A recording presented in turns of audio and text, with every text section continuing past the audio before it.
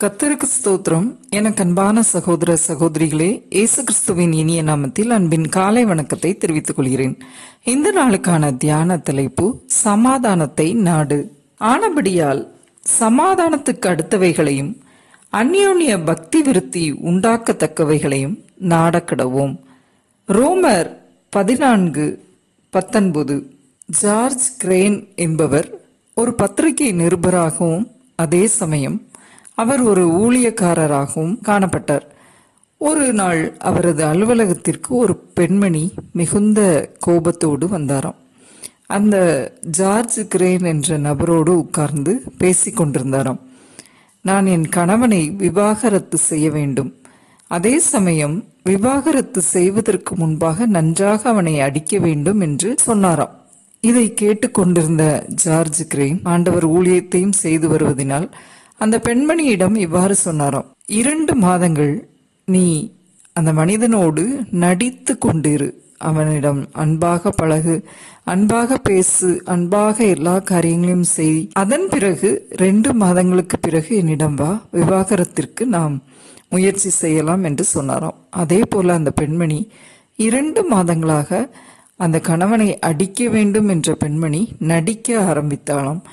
அவனுக்கு பணிவிடை செய்தால், எல்லா காரியங்களையும் அன்போடு பேசினால், நன்றாக நடித்துவிட்டு அவனுக்கு அதிரடியாக விவாகரத்தை கொடுக்க வேண்டும் என்ற எண்ணத்தில் மிகுதியாக நடித்து கொண்டிருந்தாளாம்.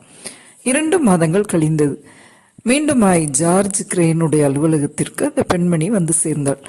உடனே அந்த பத்திரிகையாளர், நாம் விவாகரத்திற்கு எல்லா காரியங்களையும் ஆரம்பிப்போம் என்று சொன்னாலாம்.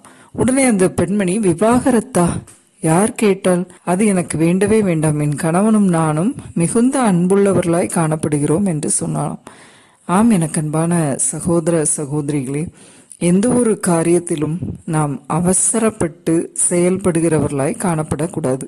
வேதவசனம் சொல்லுகிறது, ஆனபடியால் சமாதானத்துக்கு அடுத்தவைகளையும் அந்யோன்ய பக்தி விருத்தி உண்டாக்கத்தக்கவைகளையும் நாடக்கடவோம் என்று வேதம் நமக்கு கற்றுக் கொடுக்கிறது.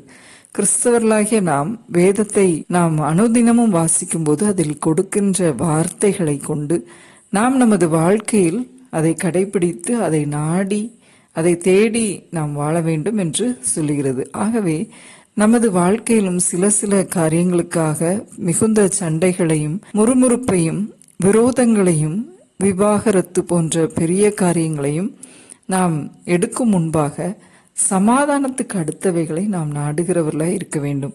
அதே போல பக்தி விருத்திக்கு ஏதுவாய் இந்த காரியம் காணப்படுமா என்று யோசித்து நாம் செயல்படும் போது சமாதானத்தை தேடுகிறவர்களாய், தேவனது புத்திரர்களாய் வாழ்வது நிச்சயம். அப்படிப்பட்ட கிருபைகளை ஆண்டவர் நம் ஒவ்வொருவருக்கும் தந்து இந்த நாளை ஆசீர்வதிப்பாராக. ஜெபம். அன்பின் பிதாவே, இந்த அருமையான வேலைக்காக உமக்கு நன்றி செலுத்துகிறோம். சமாதானத்தை நாடு என்று எங்களுக்கு கற்றுக் கொடுத்தீரேசப்பா. எந்த ஒரு காரியங்களிலும் அவசரப்பட்டு ஆண்டவரே நாங்கள் முடிவு எடுக்காதபடி சமாதானத்திற்கு ஏற்ற வழியில் நாங்கள் நாடுவதற்கு எங்களுக்கு கிருபை செய்தரலும்.